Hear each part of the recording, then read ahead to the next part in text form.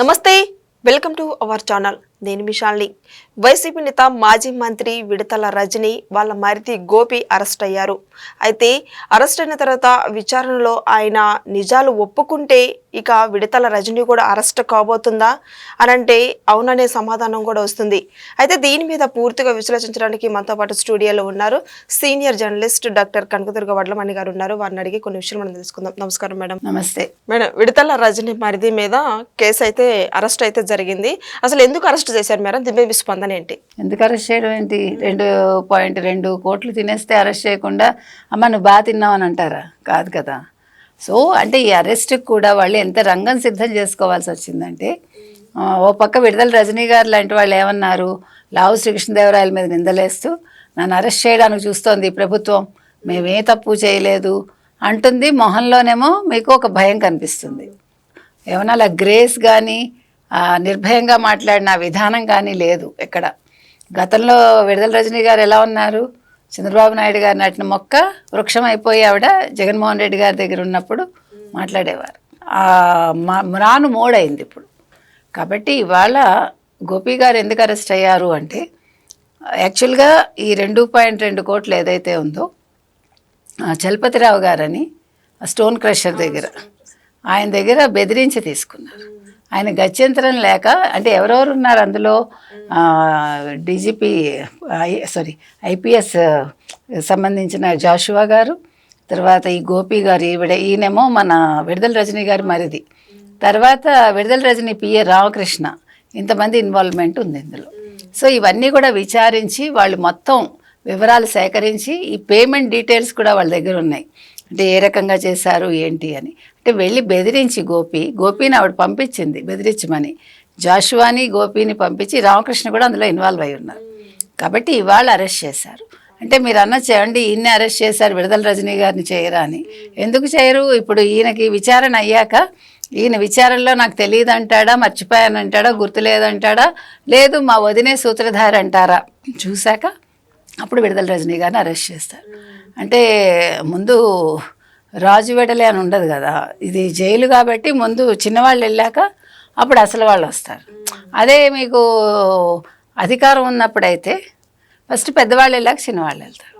So వీళ్ళు తప్పులు చేసేది పెద్దవాళ్ళును, ముందెళ్ళేది ఇరుక్కునేది చిన్నవాళ్ళు.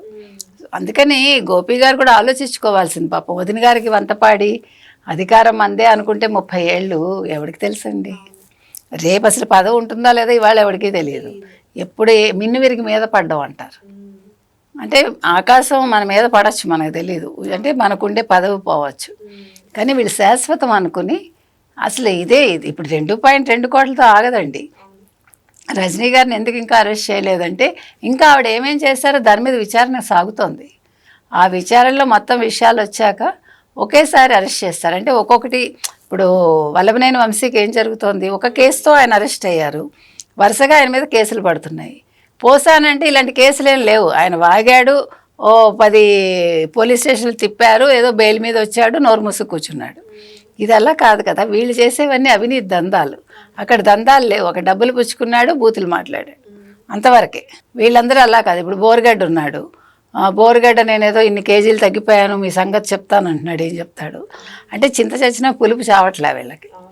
అందుకని ఈ రెచ్చిపోతున్న వాళ్ళందరికీ కూడా ఒక మంచి గుణపాఠం అయితే వస్తుంది, రావాలి కూడా. ఇప్పుడు పిఎస్ఆర్ ఆంజనేయులు అరెస్ట్ అయ్యారు. ఆయన రుసరుసలాడుతున్నట్టు అధికారులు ఏంటో మరి చిత్రంగా, ఏదో ఈయన మావగారు రుసరుసలాడితే పట్టడానికి అయితే వియ్యం కూడా కదా. ఎందుకంటే నువ్వు ఒక తప్పు చేసి, పైగా నేను కాంతిరాణా టాటాకి వాళ్ళకి చెప్తే అందులో కేసు సంగతి చూడమన్నాను అంతే, ఆదేశాలు ఇస్తే అరెస్ట్ చేస్తారా అంటే ఆదేశాలతో ఆగావు. అందుకే నీకు అన్ని ఎవిడెన్స్లు చూపిస్తున్నారు. ఎప్పుడెప్పుడు ఎవరితో మాట్లాడావు, ఎన్ని కాల్స్ చేసావు, ఎవరికి చేసావు, ఎప్పుడు మాట్లాడావు, ఎన్ని నిమిషాలు మాట్లాడావు, ఇట్లా మొత్తం డేటా తీసి నీ ముందు పెట్టాక నువ్వు ఎగిరినా అంతే, ఎగరపోయినా అంతే, తప్పే. కాబట్టి అంటే ఎందుకు చెప్తున్నావు అంటే, వీళ్ళందరూ కూడా ఒక జగన్మోహన్ రెడ్డి కోసం పనిచేశారు. పాప అధికారులు అని మర్చిపోయారు. ఇంత జీతం తీసుకుంటూ ఇన్ని ఫెసిలిటీస్ ఉండి కూడా అక్కడ కక్కుర్తి పడ్డారు. అందుకని అనుభవించాలి కదా. ఇప్పుడు సానుభూతి చూపించకూడదండి ఇలాంటి వాళ్ళకి. ముఖ్యంగా ఒక ఆడపిల్లని కిడ్నాప్ చేసి తీసుకొచ్చి ఎంత అక్రమంగా 18 రోజులు ఒక గెస్ట్ హౌస్లో పెట్టి మీరందరూ ఎట్లా ఆడుకున్నారు?